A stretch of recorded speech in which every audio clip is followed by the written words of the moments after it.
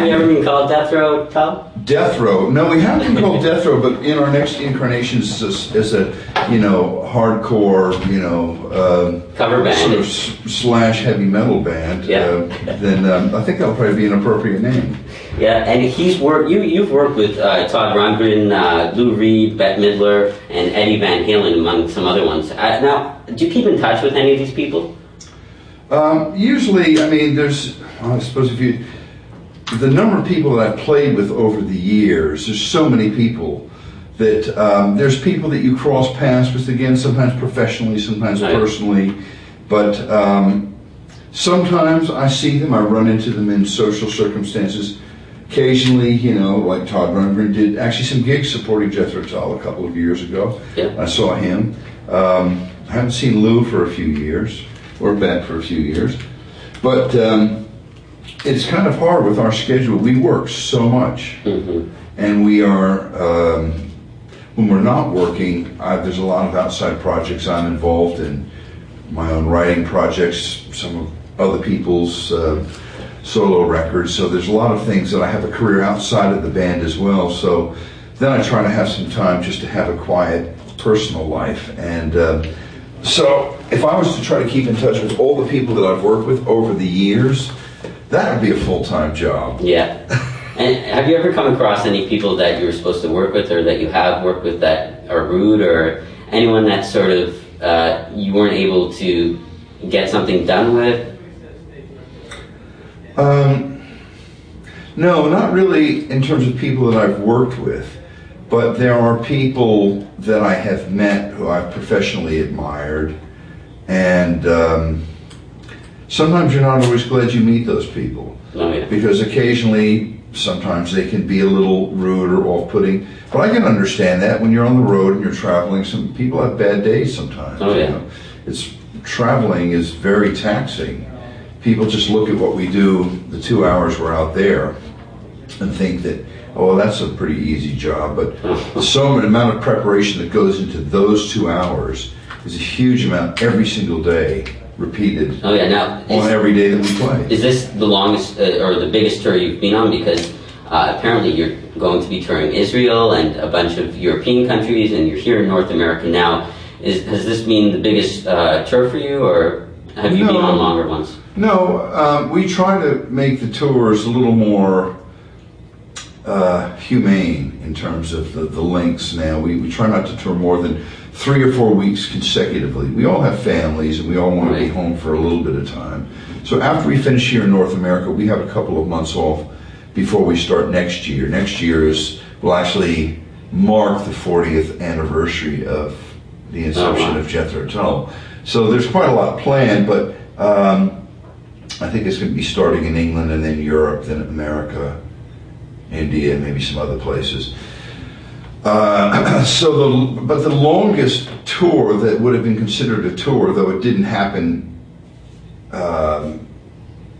contiguously, would have been on the 25th anniversary tour, which occurred in, I think, 1992, and went through about 1994, over about an 18-month period. They just kept booking things. But I mean, obviously we were home for periods of time. That would have been just too long. Now, why exactly did you take up drums? A bunch of my friends play the guitar, and I'm sure when you took up drums, you had a lot of friends that were playing guitars. I don't know if you had a lot of friends that were playing drums, but was there a specific reason for this instrument rather than another one? Well, I played piano for 3 years before I even started drums. I just was playing classical piano, and I really didn't know anything about drums or pop music or anything like that. And I heard classical music and jazz around the house. And when the Beatles came along, their music struck me, and I just was drawn to the drums. Even I recall my mother showing me a report card from, I think it was nursery school, which said something to the effect that Doane is very musically inclined and particularly has a very good sense of rhythm, which I don't remember at all. Yeah. So I guess that must have been there from an early age. But the move from piano to drums was really a lateral move, because they're both in the percussion family, and they're both played very rhythmically and with the same degree of independence, really.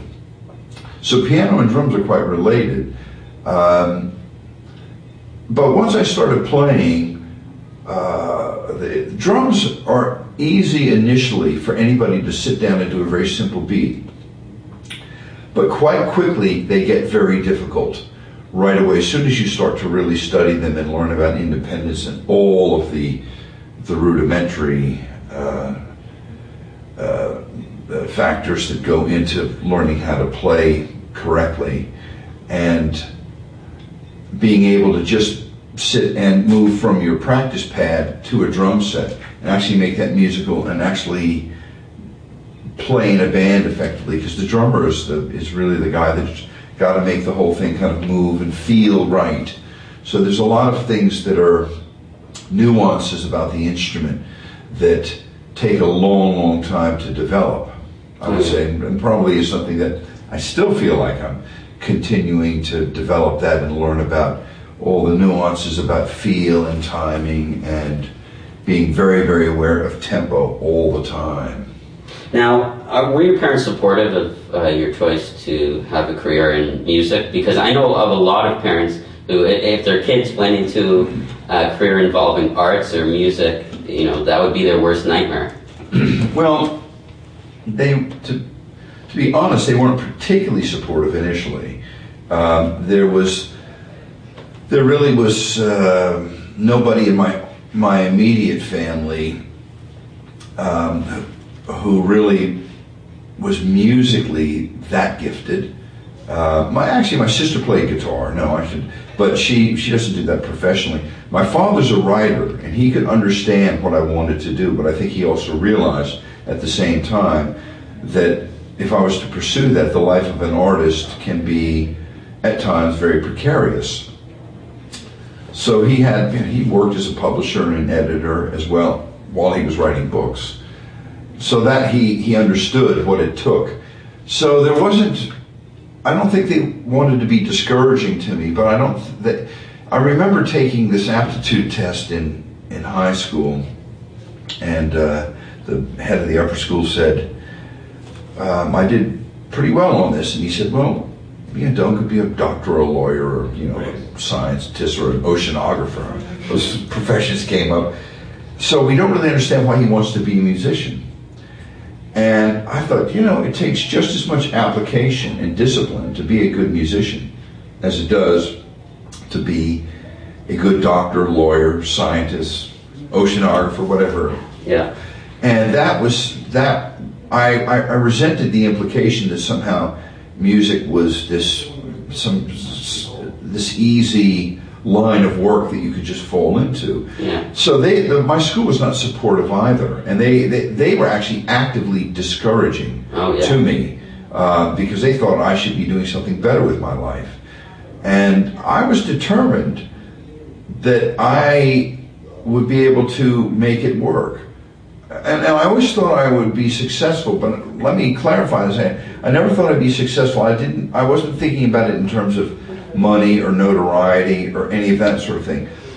To me, being a successful musician was being a working musician, being able to find consistent, gainful employment and meaningful employment. And while I was in high school, I was already starting to do recording. By the time I got out of high school, I was doing quite a lot of recording. I was touring with different artists, even while I was in college. Oh, yeah. So I knew that I could do this, and it was something that I had little or no doubt about doing, even though I had some other careers, and I thought, well, if music didn't work out, I could always go and study this or that. But I've never had to do that. I've always been able to work with really great artists from a pretty young age. I've been very fortunate, never had to do anything except music. So a lot of it, to me, was dogged perseverance on my part in order to be the best musician I could be. And a lot of times I use the rejection when you don't get a job. I really try to turn that around and use that to my advantage in the sense of taking a rejection and looking at it. Why did it happen? Why was I not good enough? And it made me practice harder. So that gave me even more determination to do that. And I wish that I'd had more encouragement from my school, because I think had I had that, certain things would have been a lot easier that I had to find out on my own. But I'm also glad I found out on my own, and it was through real world experience. So in that sense, it worked out pretty well. Now, how did you get your start with Jethro Tull? I assume you didn't, bump into Ian on the street. No, the way it happened was I had been working in the studios in Los Angeles and in New York, and touring with major artists for quite a few years, and done quite a lot of records by that point. Jethro Tull were on Chrysalis. I had worked with Pat Benatar, who was also on Chrysalis, and the guy who had worked with Pat with us had apparently told Ian about me when Ian called looking for somebody. They had been looking in Europe and hadn't found the right person, so he called the fellow over at Chrysalis in the U.S. and asked if he knew anybody, and he said, yes, well, actually I do know one person that I've worked with that I think that might be good for your group, who I think could handle the music, but I don't know where he is or if he's available and would want to do it. Meanwhile, completely independent of that, another friend of mine back in New York, who I had worked with for years, just happened to hear about this, saw this ad in the Village Voice, the Jethro Tull. They didn't use the name Jethro Tull, but it was a very cleverly worded ad that if you knew anything about the band, you realize they were looking for a drummer. And he called me up, because that came out in New York and I was in California. And he said, you're not going to believe this, but I think Jethro Tull is actually looking for a drummer. Now, Jethro Tull had actually been one of my favorite bands. I love them. I used to go see them all the time. And Clive Bunker, the original drummer, was a huge influence on me. So I happened to call this fellow that I knew at Chrysalis in New York, and he said, it's amazing you called, because I've been looking for you. I didn't know where you were, but I told Ian Anderson about you and thought you might be good for the job, but I had no idea how to get a hold of you. So I sent off a record that I had done with my own band called Maxis. We did a record on Warner Brothers. It was a really good group, but the band had broken up. And I had played on another number of other records, from sort of jazz to rock and folk and ethnic stuff, and some hit singles with other people. So I sent that off as a separate thing. I sent it off to Chrysalis, and they said, I remember it was a Tuesday, I had to get it in by Friday, because they had a box of like 500 tapes that were going over to England. And I got mine in, but somehow the record and the tape got separated, and Ian called me a few weeks later, and Ian only heard half of what I'd sent. The other guys had maybe had it, and anyway, but he thought that sounded pretty good, and so he called me and then asked me if I'd be interested in coming over. They were sort of narrowing it down. So he gave me a list of songs to learn, and I went over a few weeks later, and was sort of in the running, and went to 3, 2, 1, and the audition went pretty well, though the equipment that I brought over never showed up in time for the audition. It got held up at customs. So I was playing a pretty broken down drum set that I didn't like very much. And the second part of the audition was they took me out to dinner that night.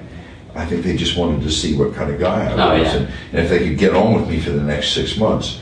So the audition was really in 2 parts, though I didn't realize the second part was actually, I don't think maybe they never thought of it as the audition, but I've always thought that was a part of the audition, because I think they thought, if we can't live with this guy, or he is difficult, he's not going to get the job. Now, afterwards, there was a song, Tall, Thin Girl. There's a line in that song that says that something to the effect that you're not a tambourine man.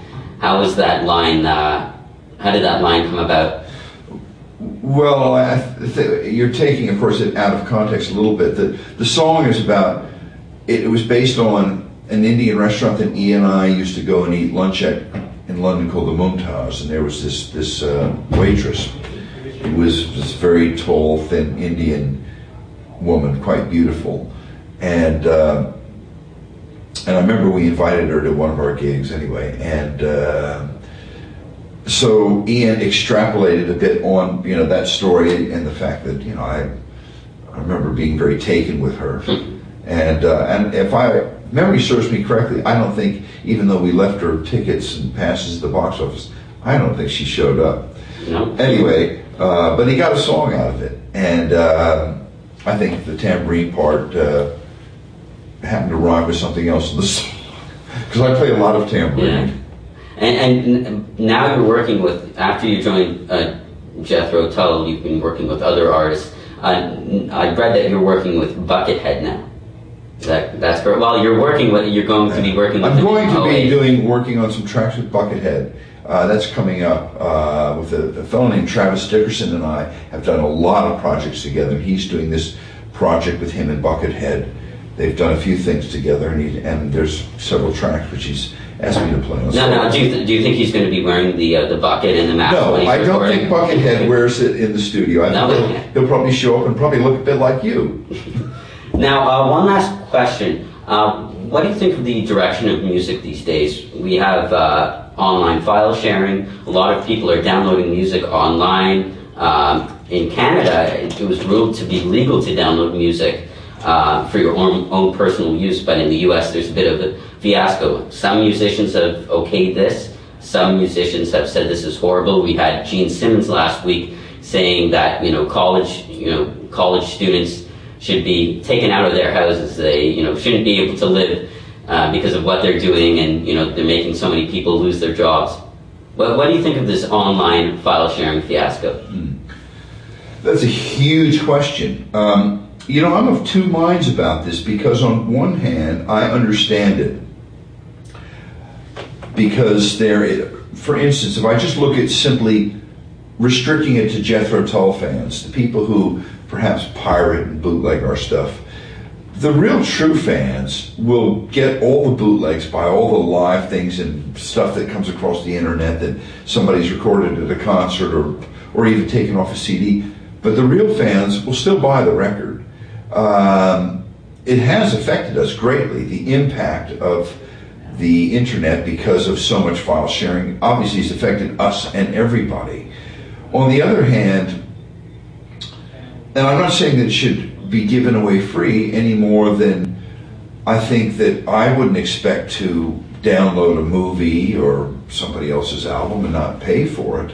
That people, we all pay for these services in one way or another, but people have gotten used to the fact that, music is free and it should be free. But when you think that somebody else is actually working very, very hard to produce this, only to have it go out there in the world and people feel justified about sharing it for free, then I think there is a line that has to be drawn, because any more than you would go and break into a movie theater and try to see a movie without paying your $7 or $10 or whatever it is now, it's the same kind of thing.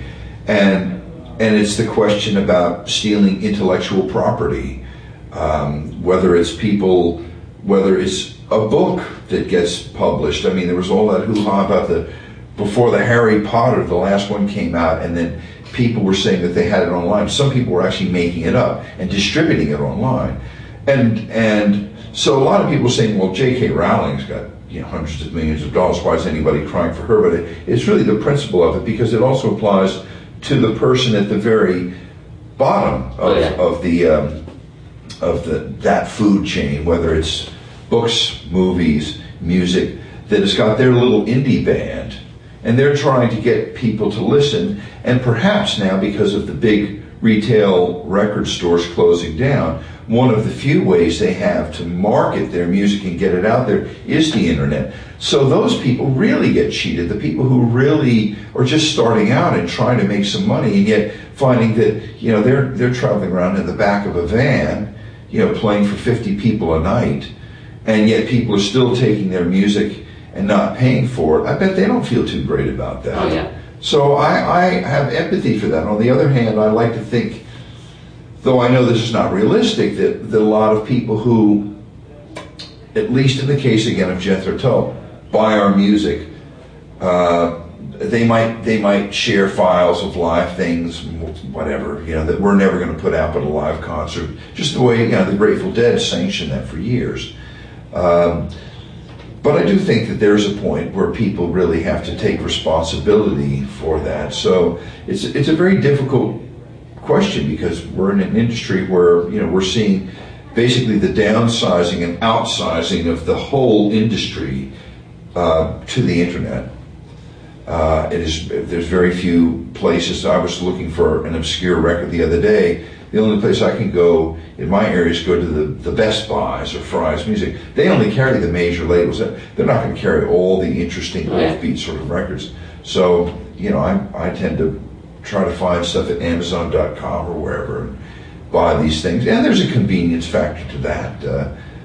But obviously, I feel sensitive about that. I want to pay for the music that I buy, because I feel that's the only way those people are going to get paid. And conversely, you know, my living is affected by that as well. Great. Well, thank you very much, Doane. Okay. Thank you very much for answering our questions. You're welcome. And next week, we have an interview with Aubrey Graham, a.k.a. Drake. He stars in Degrassi, and he's an up-and-coming rap artist.